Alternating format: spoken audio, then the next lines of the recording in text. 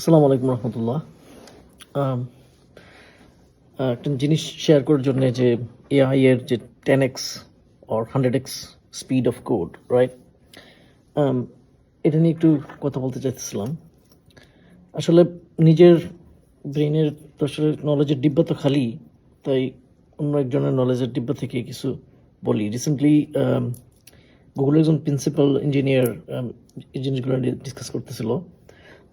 So জিনিসটা interesting মনে হয়েছে, তাই ভাবলাম যে আপনাদের সাথেও শেয়ার করি। আচ্ছা, এআই এর কারণে যেটা হয়েছে যে আগে ধরেন যে এখন আমরা প্রিটি মাচ যেটা সবাই বলতেছে অ্যাজ ইউজুয়াল যে 10x কোড প্রডিউস হইতেছে, রাইট? অথবা 100x, who knows, maybe even 1000x at some point. So basically we are saying that we are producing some coding machine that can type a lot of code, right? But the computer science or building software is not just about a coding machine producing a lot of code. There are a lot of things are involved, right? Just think about a build system, just a simple build that আমরা code লিখি, এটা build হয়, build মেশিনে artifact generate হয়, deploy হয়। কিন্তু এটাকে যদি 10x আমরা করে ফেলি বা 100x করে ফেলি, তার মানে হচ্ছে কি, আপনার এখন যদি প্রত্যেক দিন 1000 বিল্ড হয়, 10x হলে আপনাকে 10,000 বিল্ড আপনাকে করতে হবে। একবার কি মানে কখনো জিজ্ঞাসা করছেন আপনাদের যে বিল্ড সিস্টেমটা how much compute it takes, এবং এটা কত বড়? এবং আমরা যখন বেশি বেশি কোড প্রডিউস করব, তখন প্রচুর পরিমাণ বিল্ড হবে। তাইলে আমাদের সেই বিল্ড ইনফ্রাটাকে 10 টাইম না আরও বেশি বাড়াইতে হবে। কারণ হচ্ছে দেখা গেছে বিল্ড সিস্টেমে আপনি যদি একটা নতুন মডিউল ইন্ট্রোডিউস করেন, তার ডিপেন্ডেন্সি গ্রাফ এবং শুধু খালি এটা লিনিয়ারলি গ্রো করে না, ইটস এক্সপোনেনশিয়ালি গ্রো করে। How much build we need, right? আচ্ছা, সেকেন্ড একটা very important things, the test. Normally unit test বিল্ডের সময় হয়তো বা রান করে, কিন্তু অন্য আরও টেস্টও তো আছে, ইন্টিগ্রেশন টেস্ট। এবং এআই খুব মজা পায় টেস্ট লেখা, এই সিলি আননেসেসারি প্রচুর পরিমাণ টেস্ট লিখে। তো সেই টেস্টগুলো তো আপনাকে রান করতে হবে, রাইট? সেই টেস্ট এনভায়রনমেন্টের কী পরিস্থিতি হবে? এখন আমরা হয়তো হাই কোয়ালিটি টেস্ট লিখতেছি হিউম্যান, কিন্তু এআই তো আপনার 10x 100x কোড বেশি প্রডিউস করবে। সেক্ষেত্রে ওই পরিমাণ ইন্টিগ্রেশন টেস্ট আরও বেশি স্কেলে ওরা অ্যাড করবে, কারণ ননসেন্সিক্যাল টেস্ট অ্যাড করে। এবং সেগুলোকে রান করতে হলে কী ধরনের টেস্টিং এনভায়রনমেন্ট আমাদের দরকার, কত লার্জ স্কেল টেস্টিং এনভায়রনমেন্ট দরকার, এবং কত কস্টলি ইনফ্রাস্ট্রাকচার দরকার, রাইট? আচ্ছা, তারপর আসেন হচ্ছে code review, right? Code review একটা জিনিস তো একদম মানে লিটারালি মানে gone, right? Code review is destroyed. Code review generally যারা সিনিয়র ইঞ্জিনিয়ার তারা ভেরি কেয়ারফুলি কোডটা রিভিউ করে, কারণ they don't want introduce some bugs or even they don't want make the code unreadable, right? কোডটাকে readable. যেমন আমি আজকে আসলে একটা কাজ করছি, সে 2000 লাইনের কোড একটা ফাইলের ভিতরে ঢুকে রাখছে, HTML পাইথন কি জানি। তো এটাকে প্রোডাকশনালাইজ করতে হবে। তো আমি পুরো জিনিসটাকে ফালাই দিয়ে নতুন করে আবার লিখছি। তো যারা সিনিয়র ইঞ্জিনিয়ার তাদের কাজ হচ্ছে এটাকে বেটার করা, রাইট? কারণ সে হয়তো বাইপ কোডিং করছে বা সামথিং। তো এখন কোড রিভিউ আপনি যদি আগে ধরেন 10টা কোড রিভিউ করা লাগতো এজ এ সিনিয়র ইঞ্জিনিয়ার, এখন তো 10x, তার মানে 100টা করা লাগবে। তো 100টা করা তো হিউম্যানলি পসিবল না।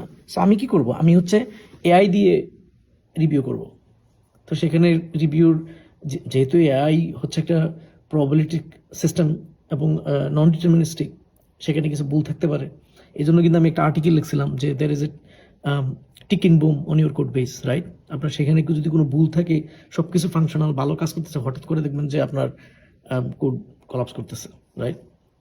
তো আমি কি করবো? এআই দিয়ে আবার রিভিউ হবে, কোয়ালিটি ডাউন, এবং অনেক সময় দেখা যাবে যে রিভিউ না করেই কোড চলে গেছে প্রোডাকশনে।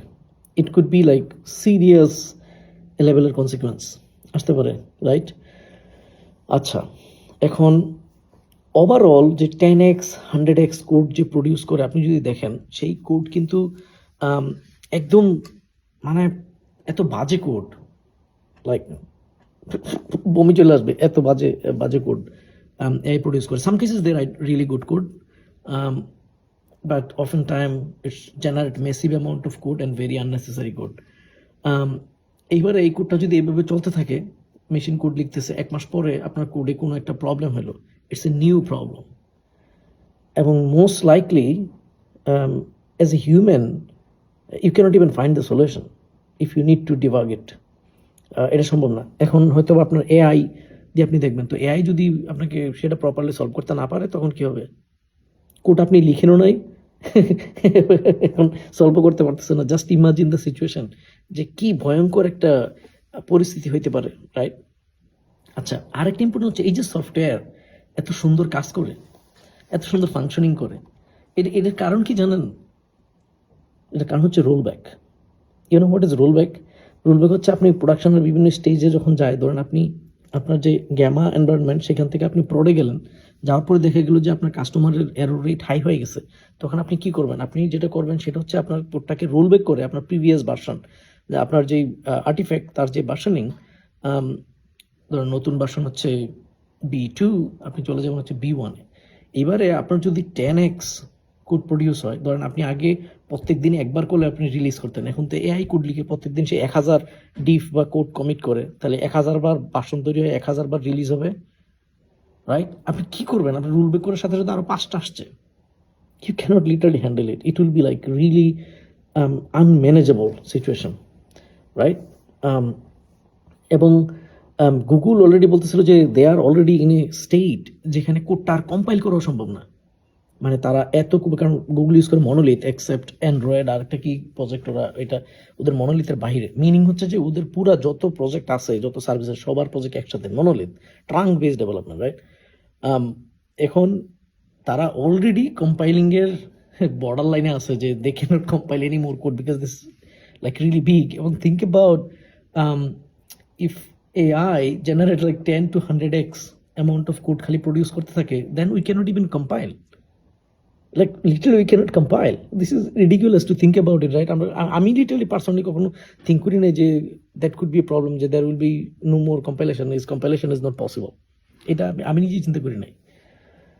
So that's an interesting time. তারপর হচ্ছে আরেকটা হচ্ছে যে আপনি টোকেন, আপনি একটা প্রবলেম সলভ করতেছেন, আপনাকে ধরুন আপনার অর্গে আপনাকে দেওয়া হয়েছে এই সপ্তাহে বা আজকে 1 মিলিয়ন টোকেন। আপনি একটা প্রবলেম সলভ করতেছেন, করতে গিয়ে দেখলো লাস্ট স্টেজে আসছেন, হ্যাঁ, সেখানে আপনার টোকেন শেষ হয়ে গেছে বা সেশন একটু প্রবলেম হয়ে গেছে something, then you have to restart again. এবং এটা অনেক এক্সপেন্সিভও। অনেকে এটাকে বলা হচ্ছে জীবন প্যারাডক্স। মানে হচ্ছে আপনার কোনো একটা জিনিসের, যেমন এআই এর, রাইট, এটা আস্তে আস্তে করে দেখা গেল যে একটু বেটার এফিসিয়েন্ট কম্পিউটার আসবে, এটার দাম কমে যাওয়ার কথা, রাইট? কিন্তু আসলে এটার দাম বা না কমে এটা হয়তো বাইরে যায়। এটাকে বলে জীবন প্যারাডক্স। কিরকম হতে পারে? ধরুন আপনার মনে হতেছে যে এআই এর প্রাইস মানে কমে যাওয়া উচিত সিগনিফিকেন্টলি, কিন্তু কেন কমতেছে না? Because of they are just training with more parameter, more token, right? Inferencing হচ্ছে ইভেন লার্জ ইনফ্লুয়েন্সিং হচ্ছে, আরো মানুষ বেশি টোকেন চাইতেছে, ছোট ছোট মানে অ্যাপ্লিকেশন নতুন ডেভেলপ হইতেছে, অপরচুনিটি বাড়তেছে, যার কারণে হচ্ছে সেটার দামও কমতেছে না। আবার হচ্ছে এনভায়রনমেন্ট এফেক্ট। আমি মানে রিসেন্টলি একটা ডেটা দেখতেছিলাম, এই এনভায়রনমেন্ট এফেক্টটা মনে হয় সিরিয়াস। আমি আসলে আমার একদম প্রিসাইজ কোনো ডেটা মনে নাই। যে পরিমাণ ক্লিন ওয়াটার, কুলিং দরকার, লাইক এভাবে চলতে থাকলে literally either human has to be wiped out entirely, or the earth will be destroyed completely. So this is concerning. I don't know how it will work out in next few years, 5 years, 10 years later, what kind of world, or what would be the career, or what would be the future of software engineering. I really don't know. It seems very interesting to think about that, how that will look like, really. Anyway, thank you so much.